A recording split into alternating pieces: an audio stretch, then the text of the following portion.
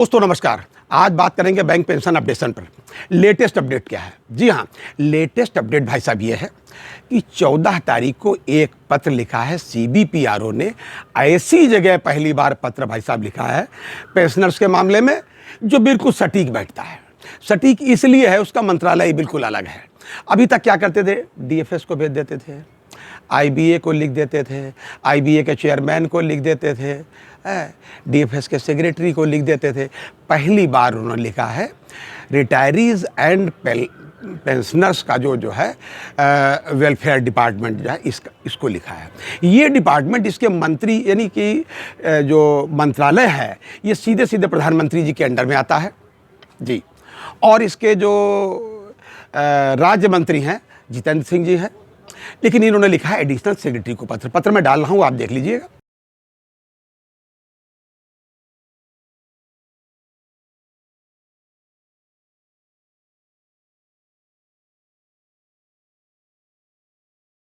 पत्र में इन्होंने मुख्य रूप से पेंशनर्स के संबंध में 3 मुद्दे उठाए हैं और तीनों ही बहुत महत्वपूर्ण हैं।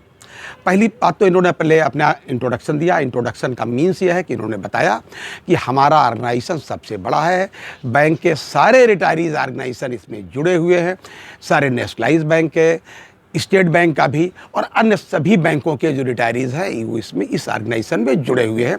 ये सभी ऑर्गेनाइजेशंस का महा ऑर्गेनाइजेशन है सीबीपीआरओ।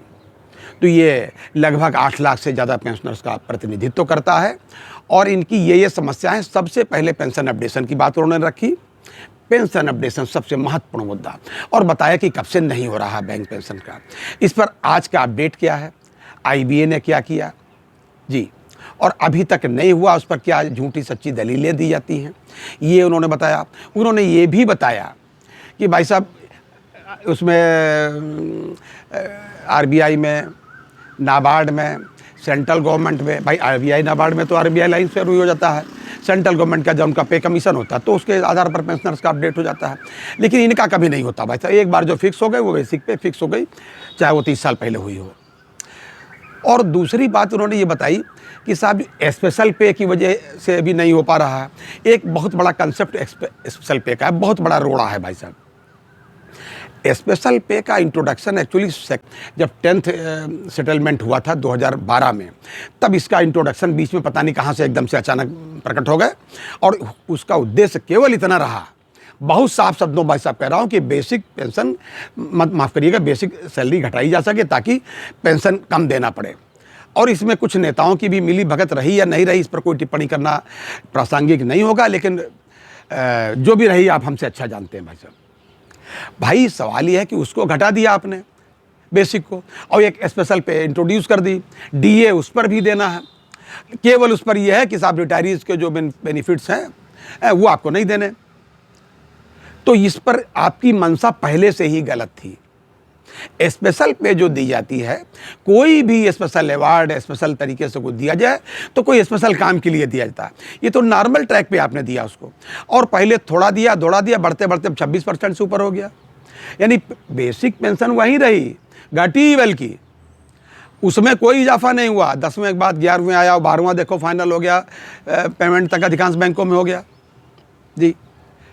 लेकिन पेंशनर के साथ कोई भाई साहब बढ़ोतरी का काम नहीं किया गया। पेंशनर उसी पैसे में अपना इलाज करा रहा है, और इलाज तो बिल्कुल भाई साहब नहीं करा रहे हैं, आप अच्छी तरह जानते होंगे।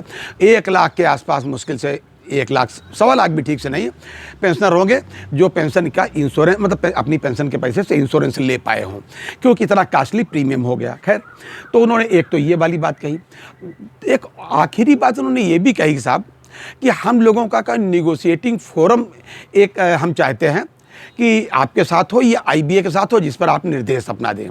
क्योंकि आईबीए कहता है कि बैंकों ने मुझे निर्देशित किया है कि हम केवल यूएफबीयू के साथ बात करें, रिटायरीज के साथ नहीं, तो हमारे इश्यूज वहाँ उठ ही नहीं पाते हैं, तो हमको ये प्लेटफार्म दिया जाए। हालांकि उन्होंने बताया कि भाई देखिए, बैंकों को ये निर्देश दिया गया कि साहब वो अपने यहाँ पेंशनर्स का जो ग्रीवांसेस का रिड्रेसल एक सेल बनाएं है, लेकिन अभी तक उन्होंने नहीं बनाया है किसी भी बैंक ने। इस पर भी निर्देशित करें। ये बातें उन्होंने लिखी इस पत्र में, आप देख लीजिए। लेकिन मुझे लगता है कि पहली बार ये सही जगह पत्र पहुंचा है। लेकिन अब पत्र का कितना असर होगा ये भी भाई साहब देखना है, क्योंकि अभी तक तो सब पत्रे चल रहे थे। यूएफबीयू को दिया जा रहा था, आईबीए के नए चेयरमैन साहब को दिया जा रहा था, एमबी राव साहब को दिया जा रहा था, डीएफएस को दिया जा रहा था, है तो पत्र का अभी तक तो कुछ खास असर हमको दिखा नहीं। एक्स ग्रेसिया का मामला आपने देखा भाई साहब, अप्रैल में साफ लिखा था, उसमें ज्वाइंट नोट में साफ लिखा था कि अप्रैल में भाई साहब इसका रिव्यू होगा। कुछ रिव्यू नहीं हो रहा, बस इलेक्शन की अपनी तैयारियां, जिंदाबाद मुर्दाबाद हो रहा कि मुर्दाबाद माने पेंशनर्स मुर्दाबाद और जिंदाबाद माने बाकी सब। क्या कहे इस पर। तो ये भाई साहब आज तक का अपडेट था, ये उन्होंने लिखा है। मुझे लगता है कि पहली बार, क्योंकि इस मंत्रालय का काम ही यही है भाई साहब, इस मंत्रालय के पास बहुत विभिन्न प्रकार के काम नहीं, पर्सनल एंड पेंशनर्स एसोसिएशन, मतलब माफ़ कीजिएगा वेलफेयर का, ये इनका मंत्रालय है। देखते हैं इसमें क्या होता है। और ये था आज तक का अपडेट। अगली बार अन्य अपडेट के साथ, तब तक अपना ध्यान रखिए।